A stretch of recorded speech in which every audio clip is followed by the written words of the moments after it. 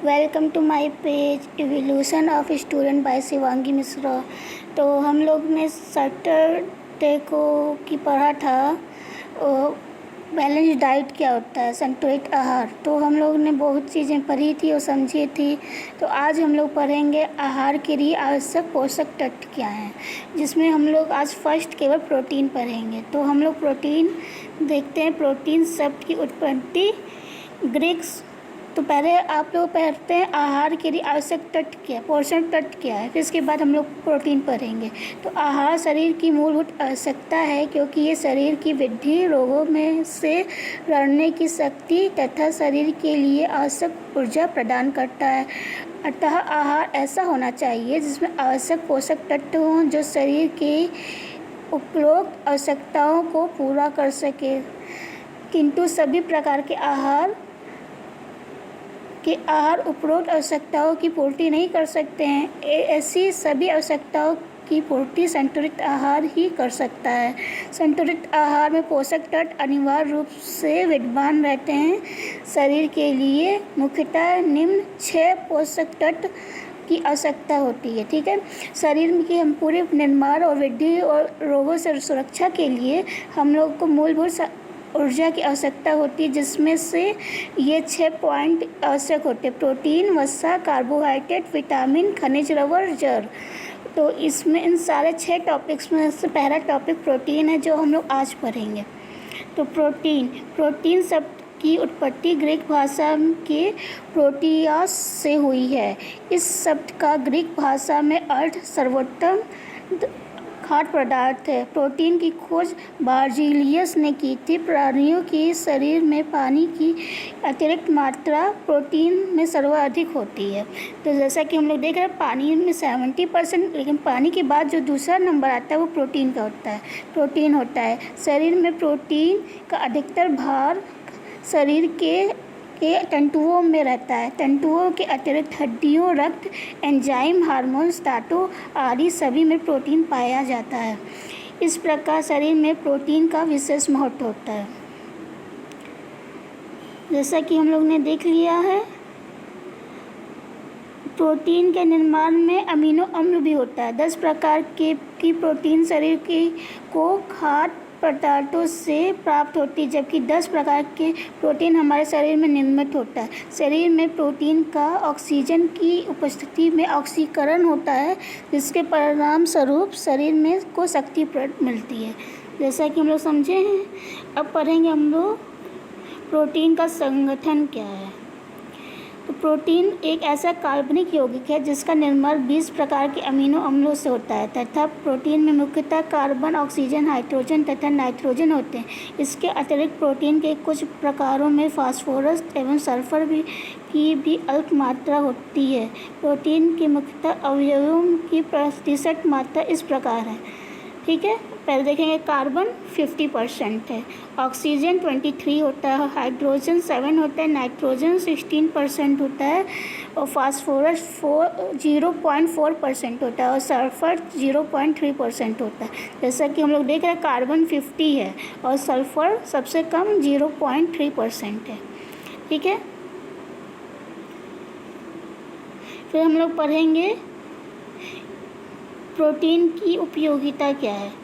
ठीक है, शरीर की क्षतिपूर्ति और रख रखाव के लिए उपयोगी होता है, पहला पॉइंट है। तो इसके अंदर हम लोग ये है, जैसे हमारे शरीर की कोशिकाओं में निरंतर टूट फूट होती रहती है, अतः इसकी निर्माण के लिए प्रोटीन की आवश्यकता होती है। इसके अलावा दुर्घटनावश किसी व्यक्ति को चोट लग जाती है, कट जाता है, जल जाता है, तब भी शरीर में पुनः स्वस्थ होने के लिए अतिरिक्त मात्रा में प्रोटीन की आवश्यकता होती है। तो हम लोग ने समझा, जैसे कि हम लोग सुबह से उठते हैं, चलते फिरते हैं, जो टूट फूट होती है शरीर में के निर्माण में जो कमी होती है, जल जाता है या चोट लग जाती है, इसकी पूर्ति क्या कौन करता है? प्रोटीन करता है। ठीक है, सेकंड टॉपिक है शरीर की वृद्धि के लिए उपयोगी। तो प्रोटीन शरीर की वृद्धि तथा विकास में महत्वपूर्ण योगदान देता है। प्रोटीन में उपस्थित नाइट्रोजन शरीर की वृद्धि में विशेष रूप से सहायक होती है। भ्रूणावस्था में ही जैसे जैसे शरीर का विकास होता है, वैसे ही प्रोटीन की आवश्यकता होती है।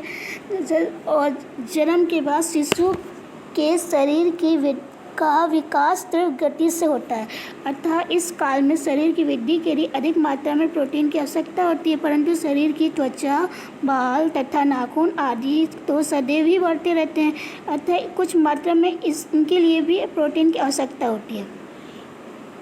जैसे हम लोगों ने पढ़ा शरीर की वृद्धि में उपयोगी, तो ये हमारे शरीर की वृद्धि एवं विकास दोनों के लिए महत्वपूर्ण होता है। और प्रोटीन में उपस्थित जो नाइट्रोजन है वो हमारे नाइट्रोजन का विशेष रूप से योगदान रहता है वृद्धि में। और भ्रूणावस्था यानी जब पेट में बच्चा आ जाता है, भ्रूणावस्था से ही ये शरीर के विकास में अपना योगदान देना शुरू कर देता है। और प्रोटीन ही मेन इंग्रेडिएंट है जो प्रेग्नेंट लेडी के लिए भी आवश्यक होता है। और जन्म से ही शिशु की वृद्धि और विकास तीव्र गति से प्रोटीन की वजह से ही होता है। और अतः ये शरीर की वृद्धि और विकास में होता है।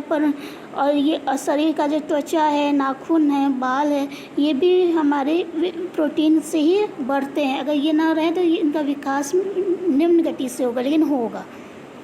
शरीर के लिए आवश्यक ऊर्जा उत्पादन में उपयोगी, तो प्रोटीन शरीर के लिए ऊर्जा भी उत्पादित करती है। 1 ग्राम प्रोटीन में 4 कैलोरी ऊर्जा उत्पन्न होती है। जब शरीर को पर्याप्त मात्रा में वसा, कार्बोहाइड्रेट प्राप्त नहीं होते हैं तो शरीर को प्रोटीन से ही ऊर्जा मिलती है। जो प्रोटीन शरीर को ऊर्जा प्रदान करते हैं वे प्रोटीन शरीर के निर्माण और वृद्धि में सहायक नहीं होते। तो जैसा कि हम लोगों ने पढ़ा भी, प्रोटीन में हम लोग को 4 कैलोरी मिलता है। 1 ग्राम प्रोटीन से 4 कैलोरी मिलती है। और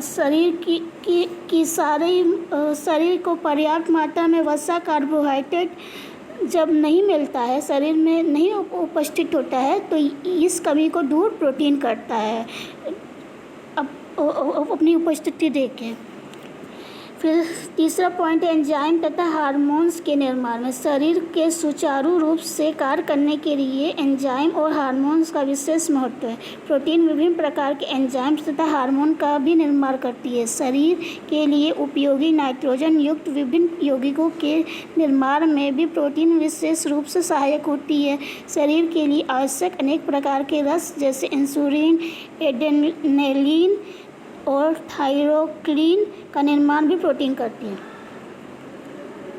तो जैसे हम शरीर को सुचारू यानी कि इंटरनल रूप से चलाने के लिए हार्मोन्स होता है जो शरीर को हम लोग को बैलेंस करता है। प्रोटीन भी विभिन्न प्रकार के हार्मोन्स और एंजाइम्स का निर्माण करता है जो हम लोग के शरीर की वृद्धि, विकास में और आगे बढ़ने में योगदान प्रदान करता है। जैसे कौन सा